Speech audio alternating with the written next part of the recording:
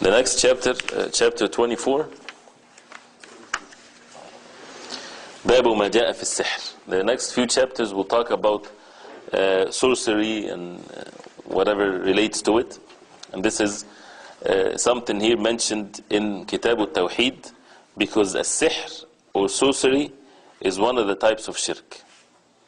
Why? Because the sihr or sorcery can never occur without shirk.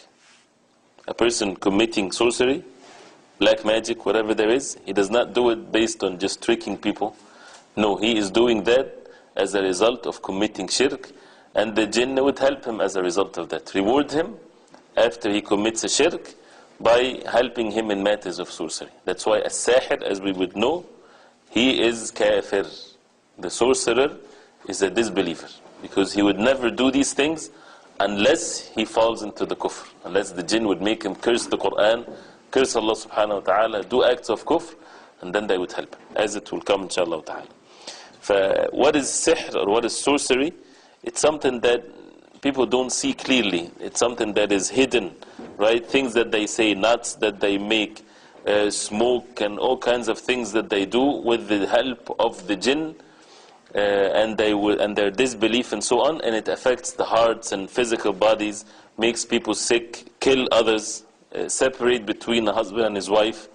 All of these effects, you might not see it physically. Not someone bringing a stick and hitting someone, make him sick. No, it has a different effect that we don't see it physically, and this is something that is clear, something that is mentioned in the Quran, that the human beings get taught this thing as a fitna for them. Right? And this is the wisdom of Allah subhanahu wa ta'ala. It's like any other calamity that happens to a person. The matter has many, of course, points to it, but the point here in the chapters of Tawheed, for us to learn at that stage in this book, that sorcery negates the Tawheed. Whoever practices this, he is negating the Tawheed for himself, he becomes a mushrik.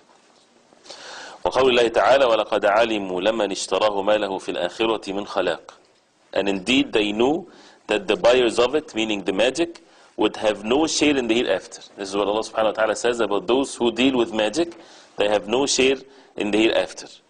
وَقَوْلِهِ يُؤْمِنُونَ بِالْجِبْتِ وَالطَّاغُوتِ. They believe in al-jibt and al-taghut, all false deities. قال عمر الجبت السحر والطاغوت الشيطان. وقال جابر الطواغيت كهان كان ينزل عليهم الشيطان في كل حي واحد. He says here in this verse, Umar radiallahu anhu explaining the verse. What is al-jibt? Al-jibt mentioned in this verse is magic, sorcery. This is what Umar ibn al-Khattab radiallahu anhu said. While al-taghut is al-shaytan. Jabir radiallahu anhu is reported to have said that al-taghut are soothsayers upon whom the devil alights, and every tribe has one. They used to have soothsayers in which they receive help from the shayateen.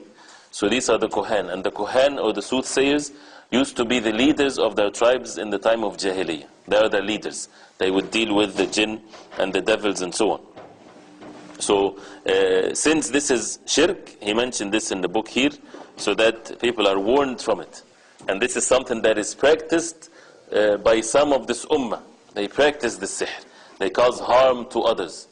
They do these types of things by the help of the jinn to harm others, to cause harm to others.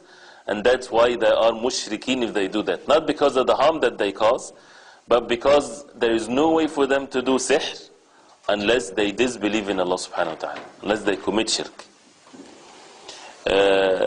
So the verses, as we heard, clearly makes it not permissible, and that's he's a kafir, whoever deals with sorcery, and it negates the Tawheed.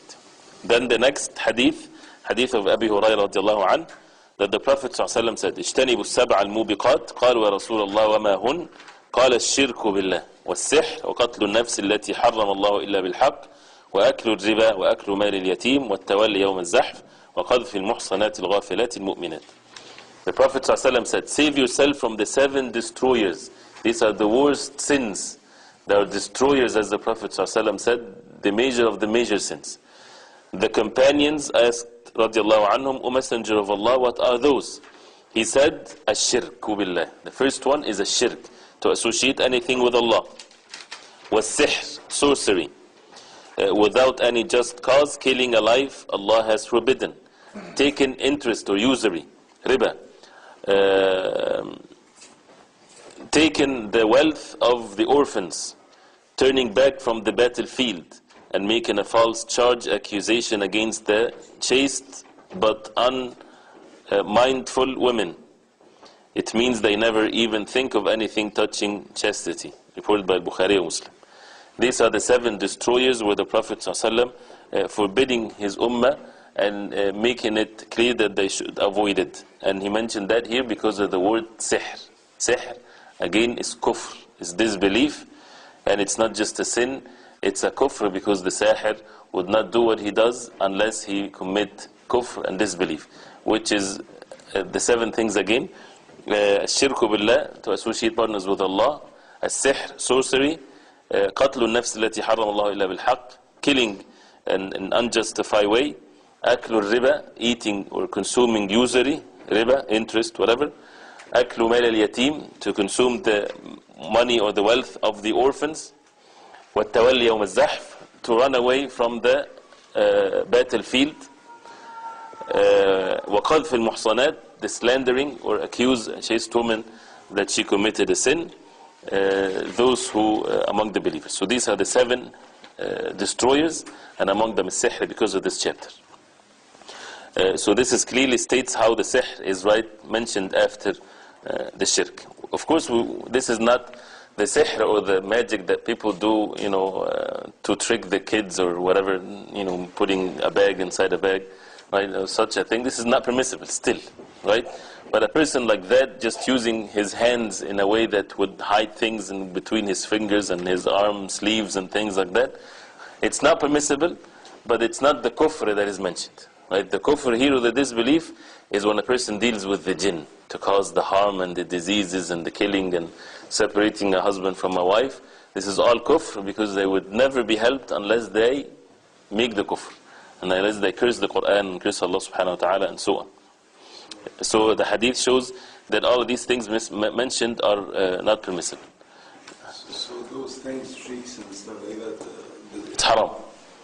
Unless the person is seeking help from the jinn, that means that he has to disbelieve for them to help him.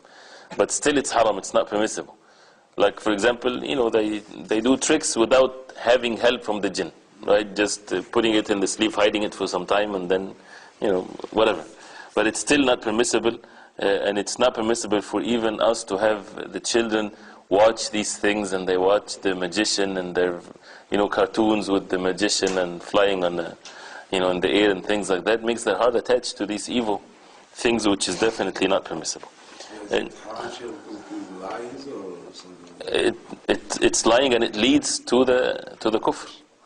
It leads to the kufr. So anything that leads to it becomes not permissible.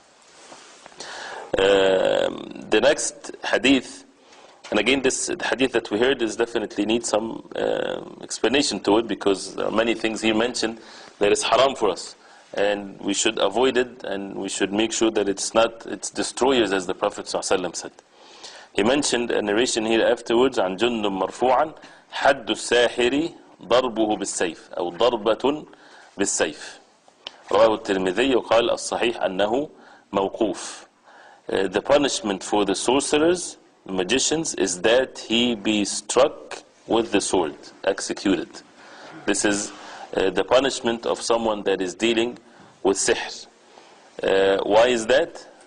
This is, as we heard, it's kufr, and plus the great harm that they commit and spread on the face of earth. And the ones that would execute these orders are definitely the leaders, those who are in charge, the state, basically the Muslim state, not to the individuals. For them to do that, it's for the Muslim state. The judge would give the order for the sahir, for the magician, to be executed, to be killed.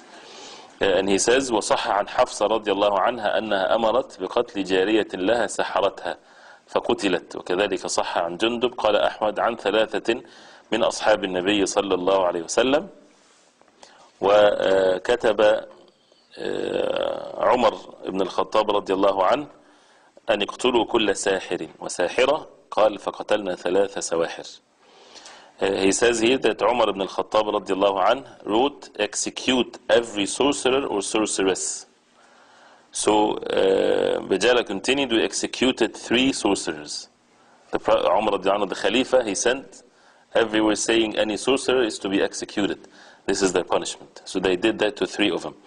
And Hafsa radiallahu anha is reported to have ordered an execution of a slave woman who practiced magic sorcery on her, and she was executed. Such an event has also been reported through Jundub. According to Imam Ahmad rahimahullah, execution of sorcerers, magicians is testified by 3 companions of the Prophet ﷺ, Umar, Hafsa and Jundub. So this is something that is clear that his had, the capital punishment of a sorcerer, is to be killed, as we heard. Why? Because he is committing kufr and the great harm that he is spreading. And it also shows that this was practiced at the time of Umar radiallahu anh. So imagine what happened after the time of Umar radiallahu anh. That means these types of things, definitely some of this ummah would fall into such destroying sins. So the point of this is that sorcery is part of shirk. It can take the person outside the fold of Islam, as we heard, that it has to be avoided. It negates the tawheed. Negates the tawheed if a person would deal with this.